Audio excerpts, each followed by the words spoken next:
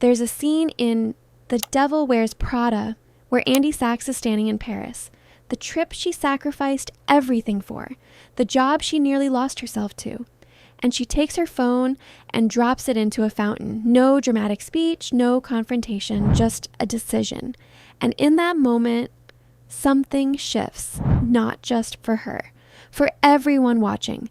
Because most people don't remember Andy as the girl who worked hard or dressed well or finally got Miranda's approval. They remember her as the girl who stopped asking for it. And that specific moment of stopping is what this video is about. And if you recognize Andy, not the fashion, not the job, but the feeling of bending yourself into whatever shape keeps everyone else comfortable, then keep watching.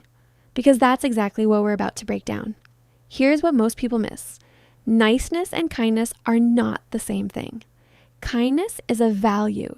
It's something you extend from a place of genuine care, freely, without keeping score. Niceness is something different. Niceness is a strategy. It's what happens when someone has learned, usually early, usually from people they couldn't afford to disappoint. That being agreeable is the safest way to move through the world. Smile, accommodate, don't take up too much space. Make it easy for everyone else to be comfortable, even when you aren't. And for a lot of people, and especially women, this gets wired in early. Be sweet, don't make a fuss, make it easy for everyone else. The strategy becomes the identity before you're old enough to question it. That strategy made sense once. The problem is, it doesn't produce what it promises. It doesn't produce safety. It doesn't produce belonging, and it almost never produces respect. Here's the uncomfortable truth. People don't respect you less because you're nice.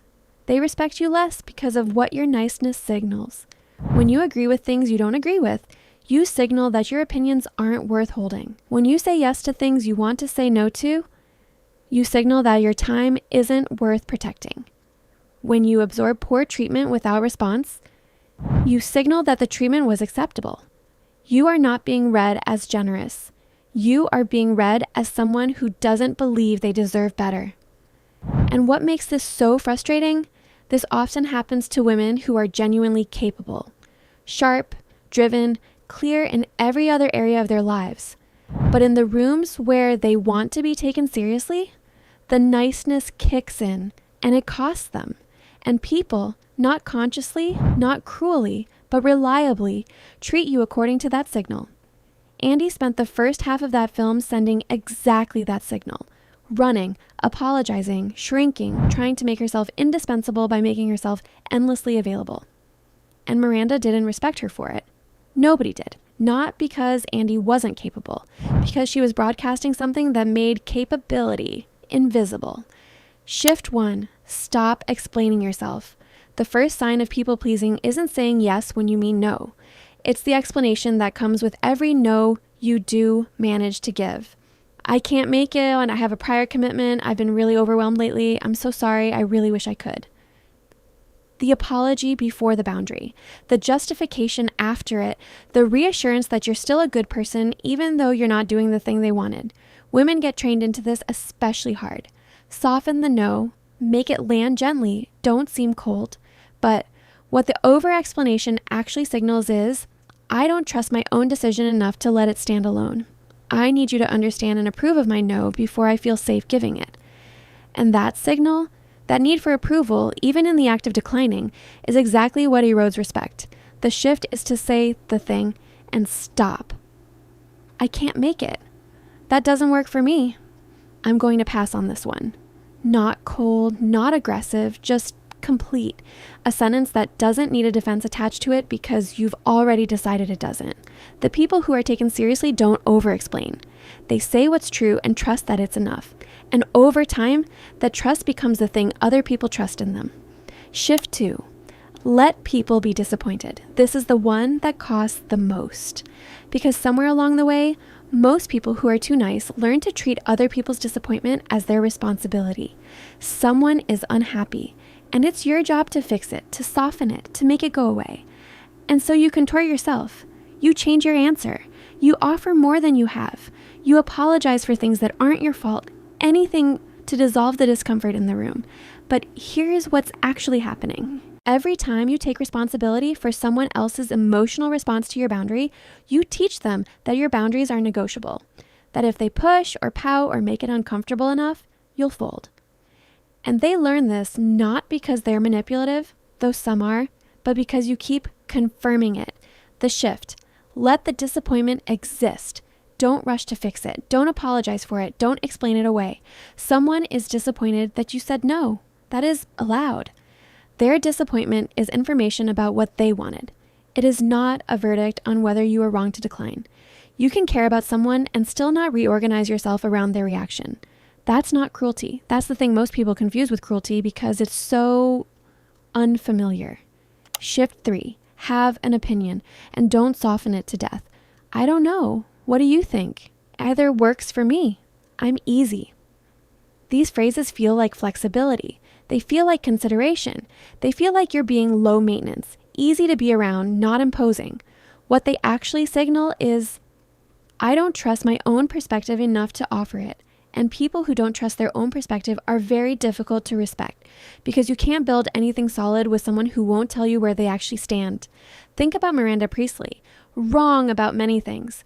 Cruel in ways that weren't justified, but never unclear, never evasive, never softening her opinion into something palatable before she'd even said it. And while nobody would hold her up as a model of warmth, she was never, not once, disrespected because she made it impossible to disrespect her. Her clarity was its own kind of armor. You don't need to become Miranda, but you need to take a lesson from her. Have a position. Offer it directly. Stop adding, I don't know, maybe I'm wrong to every thought before anyone's even had a chance to disagree. Your opinion is allowed to exist before it's been approved. Shift 4. Stop performing gratitude for basic decency. This one is subtle and almost nobody talks about it. When someone does something that is simply reasonable, shows up on time, follows through on a commitment, treats you with basic respect, and you respond with outsized gratitude, something happens. You've just signaled that you weren't expecting it. That basic decency from this person feels like a gift rather than a baseline.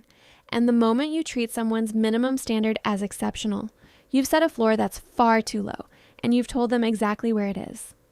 Thank you so much for getting back to me. I really appreciate you doing that. You're so amazing for following through. These feel like warmth, and sometimes they are, but when they're automatic, when they're how you respond to things that simply should happen, they're broadcasting something else. I'm grateful you gave me what I was owed. And gratitude for what you're owed is not warmth. It's a signal about what you expect from people. Calibrate it accordingly. Shift 5. Be willing to be the one who says the true thing. The nicest people in any room are almost never the most trusted people in that room. Not because trust requires meanness, but because trust requires honesty. And honesty, real honesty, eventually costs something. It means telling someone their idea has a problem. It means saying the thing that makes the room uncomfortable but needs to be said. It means disagreeing with the consensus when you see something the consensus is missing. Most people who are too nice have trained themselves out of this. They've learned to read the room and match it, to feel the direction things are going and not disrupt it, to prioritize harmony over accuracy. And in doing so, they've made themselves safe to be around, but not particularly valuable. Because you can't really trust someone who only tells you what you want to hear. You don't know when it matters if the feedback they're giving you is actually real. The people who get trusted, genuinely trusted, are the ones who already proved they'd say the hard thing, not constantly, not cruelly, but when it counted. Andy didn't become someone worth following when she dressed better or worked harder. She became someone worth following the moment she was willing to lose something, rather than keep pretending. So here's what I want you to do this week. Pick one of these 5 shifts, just one. Say the no. Without the explanation. Let someone be disappointed and don't rush to fix it. Offer your actual opinion without softening it to nothing. Stop thanking someone for doing what they were supposed to do anyway. Or say the true thing, even if it makes the room go quiet for a second. One shift this week. And notice what changes.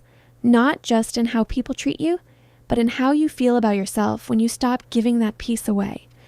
If this video hit something real in you, if you recognized yourself in Andy, in the over-explaining, in the shrinking, in the quiet exhaustion of being endlessly accommodating, then You're exactly who this channel is for. Subscribe, because every week we break down the specific things that quietly cost women their confidence and what to do instead. No fluff, no toxic positivity, just the real shifts that make people take you seriously, starting with yourself. I'll see you in the next one.